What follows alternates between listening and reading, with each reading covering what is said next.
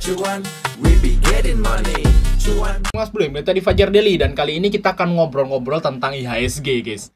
Dan di sini memang IHSG-nya turun ya, drop gitu. Dan kita nggak bisa ngapa-ngapain memang. Sebagai investor retail ya kita cuma bisa lihat aja. Dan kalau misalnya sama minus ya cuma bisa lihat aja. Atau mungkin teman-teman kalau misalnya punya duit lebih ya mungkin ini saatnya AVG down ya. Atau mungkin bentar lagi lah ya, bentar lagi saatnya AVG down. Siapin dananya, masukin ke RDN, nunggu momen yang tepat dan nanti buy. Memang market itu memang seperti itu ya teman-teman ya. Ada kalanya dia naik, ada kalanya dia turun kayak gitu guys. Jadi itu sudah biasa. Asal teman-teman beli sahamnya itu saham yang tepat, saham yang ya fundamental bagus ya. Saya nggak ngomong mesti murah ya. Jadi beli saham itu nggak mesti harus murah teman-teman. Tapi yang pasti yang teman-teman harus pastikan tuh fundamentalnya bagus. Terus sebisa mungkin bagi dividen lah minimal kayak gitu guys. Jadi kalau misalnya kita sangkut itu ada sesuatu hal yang kita tunggu. Jadi itu akan membuat istilahnya itu psikologis kita itu terjaga. Kalau teman-teman tuh beli saham yang nggak bagi dividen terus minus, itu nggak ada yang ditunggu teman-teman.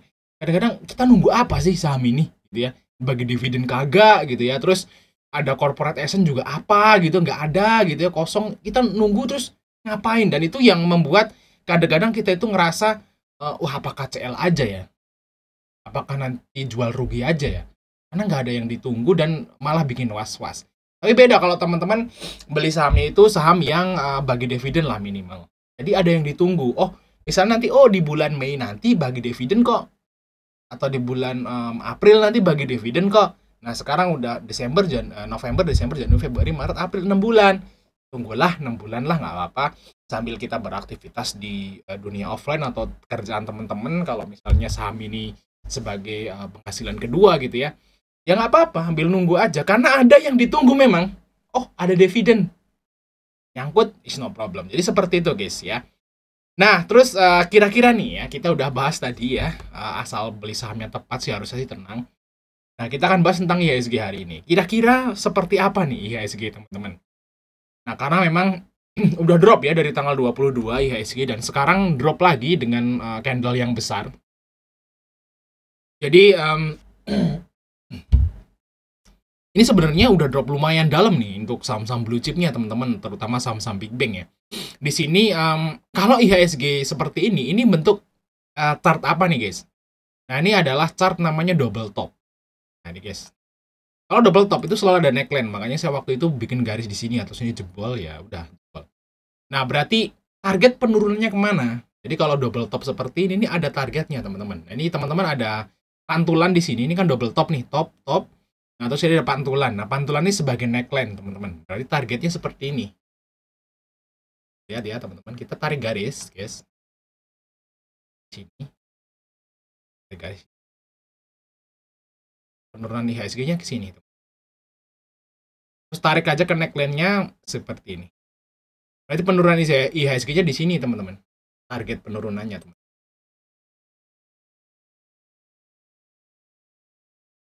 Ya di kisaran situ lah ya. Ini dari sini juga ya lah, ini ya hampir sama lah. Terus di copy paste ke sini, tarik ke sini dan targetnya ke sini. Dan kalau menurut saya sih target penurunan IHSG ke sini guys, yaitu ke harga 7.218-an seperti itu targetnya. Dan biasanya kalau chart pattern ini udah targetnya udah kecapai, ini kan double top nih, terus target penurunannya udah kecapai, itu biasanya dia akan bentuk pattern baru. Biasanya sih akan mantul dulu, teman-teman. Bisa aja habis ke sini mantul naik terus turun lagi ya, bisa aja. Tapi ada namanya pembalikan arah dulu. Seperti itu, guys. Jadi kalau saya ditanya, "Bang, IHSG kira-kira turun sampai mana?" Nah, kalau menurut saya teman-teman, sesuai dengan chart ini, berarti dia akan turun ke 7.200. Dan tentu aja ya, namanya chart seperti ini teman-teman nggak harus percaya 100% gitu ya, karena ini cuma gambar doang. Nah, teman-teman perhatikan aja pergerakan indeks globalnya gimana teman-teman. Kalau kita lihat ya, indeks Amrik ya, itu hijau ya, karena memang Trump ini menang. Karena kalau Donald Trump ini menang, memang itu berdampak positif ya pada dunia saham mereka ternyata. Ya nggak berimbas ke sini. Terus saya bilang, kenapa ya kok nggak langsung berimbas ke IHSG. IHSG malah drop. Ternyata teman-teman ya, ternyata Donald Trump itu dukung kripto ya. Jadi istilahnya mungkin ya, trader-trader atau investor-investor di Indonesia itu pada beli kripto dulu, teman-teman. Karena Trump ini kan, kalau kripto kan global, kalau saham kan per negara, gitu guys ya. Saham IHSG ya di Indonesia, saham Amerika kan beda lagi, saham Inggris beda lagi, saham Jerman beda lagi, saham Australia beda lagi. Tapi kalau kripto itu kan global, Bitcoin ya Bitcoin gitu, semua dunia Bitcoin ya sama gitu guys ya. Jadi istilahnya mungkin itulah yang membuat market kita tuh jebol. Jadi orang-orang itu pada pengen profit singkat dulu di kripto, karena memang Trump ini dukung Bitcoin ya. Nah, Bitcoin Trump jadi, Bitcoinnya naik, jadi orang-orang pada ngejual dulu saham di bursa ya, mereka beli dulu kripto gitu guys, Bitcoin atau dan teman-temannya lah, karena juga saya taunya Bitcoin, BNB, Solana gitu sih, yang kecil-kecil saya nggak tahu. Nah, mungkin seperti itu ya. Tapi ya suatu saat pasti karena kripto itu nggak ada pegangannya, udah otomatis kalau udah profit mereka akan jual. Nah, saat udah jualan mereka akan balik lagi ke IHSG. Saya yakin guys.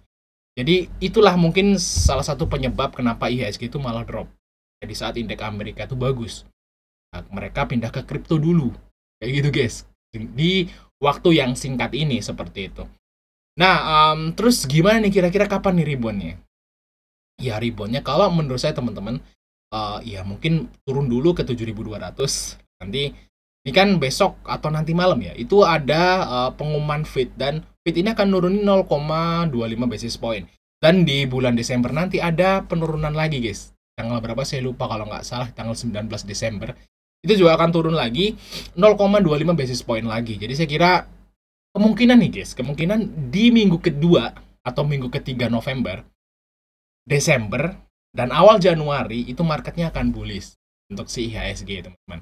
Mungkin di kriptonya udah sekarang Bitcoin udah naik tinggi ya, udah naik 15% kalau nggak salah, atau 20% dari awal gitu ya, dari sini guys. Kita lihat ya BTC ya. Nah, mungkin pada pindah ke sini dulu nih. Nah, di sini teman-teman. Nah, ini udah naik lumayan ya dari sini nih, teman-teman. Oh, dari sini ya, dari sini dari 67.000 sampai ke sekarang nih di sekarang 75. Nah, udah lumayan ya naiknya ya, guys ya. Ini candlenya gede-gede 2 hari gitu, guys. Nah, mungkin ya kalau mereka taking profit nanti di Bitcoin, mereka akan pindah ke saham.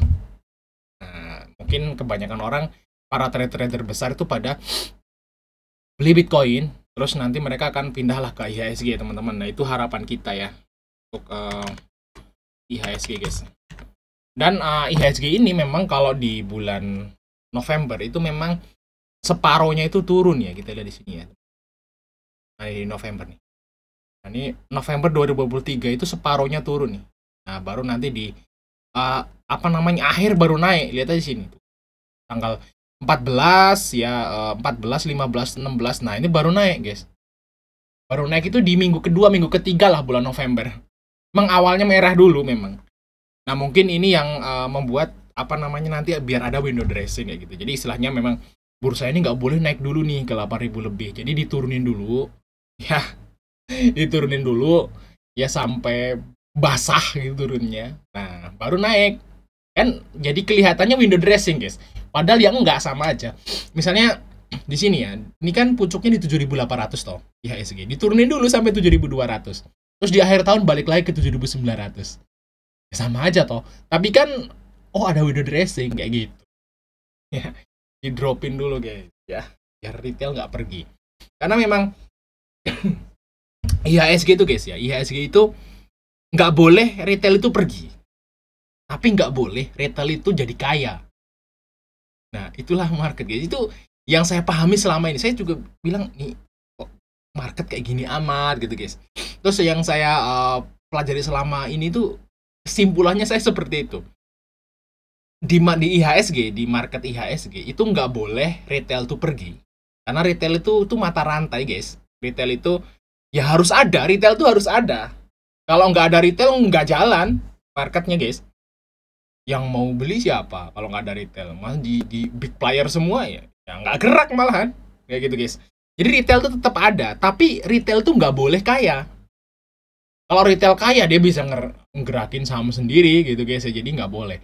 Jadi retail itu kayaknya dibiarin hidup gitu aja. Ya dibiarin hidup, mati jangan, ya sukses jangan, wis hidup aja gitu, yang penting hidup. Jadi seperti ini guys ya, dibikin seperti ini. Saat retail udah euforia profit ya, langsung didam pada kejual gitu ya.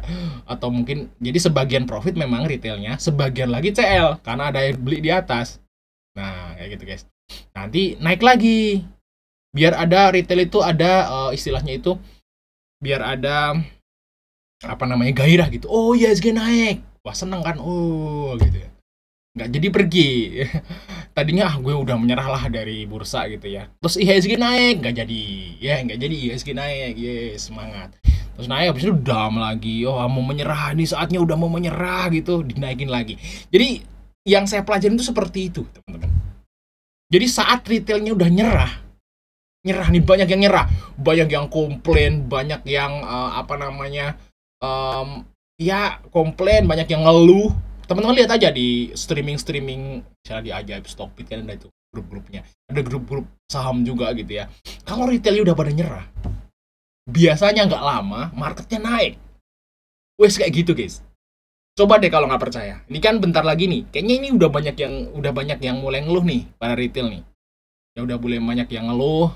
Lihat aja yang ngeluh banyak nggak? Kalau udah mulai banyak yang ngeluh, saham gue nyangkut, BRI turun drop, Telkom amblas, Bank Mandiri drop. Wah, gitu kan saham-saham blue chip pada hancur, retail-retail yang fundamentalis sudah mulai pada wah nggak nyaman gitu ya, pengen selesai atau pengen keluar dari bursa kayak gitu. Nggak lama nih akan naik. Lihat aja, dan coba aja guys. Dan kalau menurut saya sih ini ya nggak lama lagi lah, seminggu 2 minggu lagi lah, ini bakal mulai naik untuk IHSG teman-teman. Oke, mungkin itu aja Mas Bro, invite saya untuk like dan subscribe. Sampai ketemu di video berikutnya.